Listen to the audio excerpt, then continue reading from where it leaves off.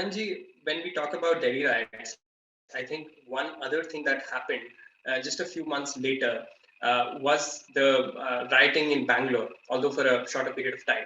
But uh, you know, there is very little spoken about it, and I think that has, in a way, to do with what the trigger was for it. And this was also a time when those of us who have been following you regularly on Twitter, we know that you were, your account was suspended on Twitter. And today, what I mean, just today, we've seen, Donald Trump's account being suspended, and that again raises that question about where are social media giants headed? Because when social media came in, a lot of us were very hopeful, that this will be the regulator of sorts for the mainstream media. This will sort of empower people to actually call out a lot of false narratives. But today, what we are seeing is that social media itself, has, it's a reason for us to debate and explore what is the way that we have to go forward. So, how do you look at these social media platforms today? Who have taken it upon themselves to again do some things that a certain section of intellectuals used to do earlier, which is to control the way people think and sort of curate things, and they've sort of ceasing to be a medium in that sense. So how do you look at this? Yeah, so it's a very interesting question. And first of all, let me be the question of Bangalore riots, as you know, and I never fail, I never tire of using this, saying this phrase that, we spare the fundamentals, but we snare the fundamentalists. And this is what people who condemned the Bangalore riots, they did. They did not mention the fact that blasphemy is a punishable offense in Islam. And the reason for that is that it has been condemned in the most strictest of terms in their holy book. So it is the fundamentals that are telling you how to act. And if somebody who believes in fundamentals is a fundamentalist, but fundamentalist is thought of as an extremist or radical. There's nothing radical in it. And that is what happened. Kamlesh Tiwari was one example. He was beheaded. And as we know, Mr. Owaisi and so many others, they almost did not, short of rejoicing his beheading, they were quite all right with it. It is because they genuinely feel, Gustakh-e Rasool ki ek hi saza sar tan se juda hai. And this is the problem, that, when you talk about, so much hate being in the open, when you talk about SM or MSM acting against hate, and when you point out hate or hatred or bigotry, what you never point out is, the biggest mainstreaming of hate is actually religion. And you're absolutely fine with it. So much so that Indian infants who are aged 1 to 3 have been, 155 million of them have been categorized as Hindu, Muslim, Sikh, and Isai. Now, did the census lady or census man, I asked, knock on the door, and the door was opened by a 3-year-old or 2-year-old Indian infant, and the question was, are you a Muslim? Are you? And he said, no, I'm a Hindu, I'm a Muslim. It is so bizarre. And the reasons, and that is why I worry for this country, because at one level we are progressing, and we want to shun so many things, but on the other hand, we are so all right with the mainstreaming of hatred, and we are so scared of pointing out the hatred that is spewed or that emanates from our scriptures, holy books. And this was the example, the Bangalore example that you took was exactly this. Now let me come to the strange thing that I feel as you're talking about the control of the social media biggies, or they call the big tech or whatever.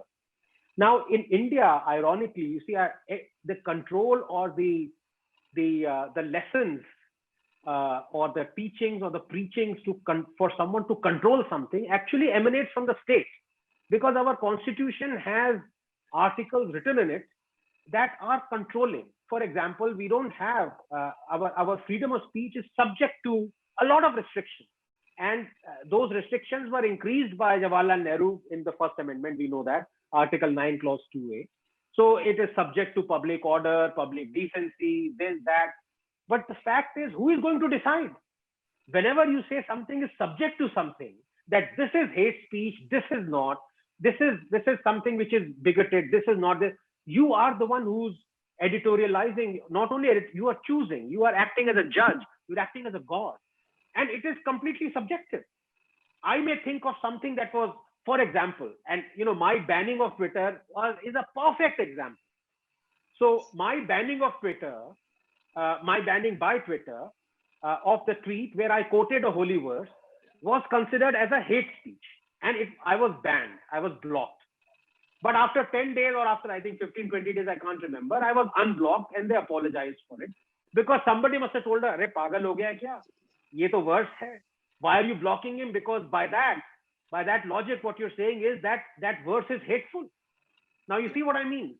You had put it verbatim. Verbatim. It was a verbatim quote, and people checked it, of course, and that is the reason why Twitter apologized and unblocked me. But you see how juvenile adults have started behaving because of fear, because they inadvertently, almost immediately, you can say involuntarily, they read that tweet and they accepted that it is hateful, right? Any sensible guy, let's say in Twitter, or some guy on Twitter said, "Oh, this is hateful." Then after 14 days, realization dawns, fear comes in, creeps in. That are you saying that a holy verse is hateful? So Twitter would have paid with its, I don't know what, maybe riots, I don't know. So they quickly apologize. But what I'm trying to say is that we are so comfortable with this ever-present hate and hatefulness that comes out of our religious scriptures that we don't even consider it as hate. And if by accident, if reality strikes us without us knowing that, what would happen 15 days from now, we say that it is hateful, we then get so fearful and say, no, we are wrong, that this is not hate. Now, this is what is happening. For example, I'll tell you, and it's really sad. And it is more sad in America, because I would say I really like their First Amendment, because I think it comes closest to what I perceive should be freedom of speech. That I never say it should be absolute, in the sense that, you can't have military secrets being divulged in the name of absolute freedom of speech. And if there is clear-cut, immediate, palpable incitement to riots, to violence, then that doesn't come into my criteria. Other than that, everything should be allowed. And that is essentially what American First Amendment is. If in that country you can have, these guys who are SM chiefs and social directing, if in that country you can have so much power that these guys are now deciding what is hateful, what is not, what is going to incite, what won't, I think that is real tragedy, and that is very scary, because you have brought in gray in something that was almost black and white, And in India, we have always lived with this gray for the last 70 years. Congress, almost like a fascist state. The state is actually, if you look at it, all our rules that emanate from the Constitution are draconian. We still have Section 295A, where you cannot offend religious sensibility. It started with in fact, the Britishers didn't have it. We had the Rangila Rasool case, where Ilmuddin, assassinated the publisher of Rangila Rasool. There was no law. And Mahatma Gandhi, almost when he condemned the publication of Rangila Rasool, and he almost de facto asked for a law, Britishers brought in that law. That law is still there. It's been almost 100 years.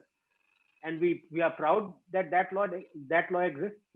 Anyone who we consider is offending religious sensibility. Now, I ask you, who are you to judge which religious sensibility is being offended?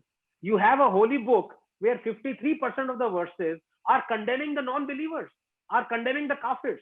Does that not offend my sensibilities? Forget about religious sensibilities. That offends my sensibilities. So can I take action? No, I can't take action. So when you have this hypocrisy that has been built into you, you are children of clause 2, as I call them. We are all children of clause 2. I really, you have to give up at some point of time. There's no point protesting about it because people are not going to change. Right. And it's ironic that there is censorship for something like this, where things are either abstract or things are as they are, but people don't want to accept them even when it stares them in the face. Please remember to subscribe to us and switch on the notifications for this channel. For our other social media links, more content, and to support our work, please visit citti.net. Dhanyavad. Namaskar.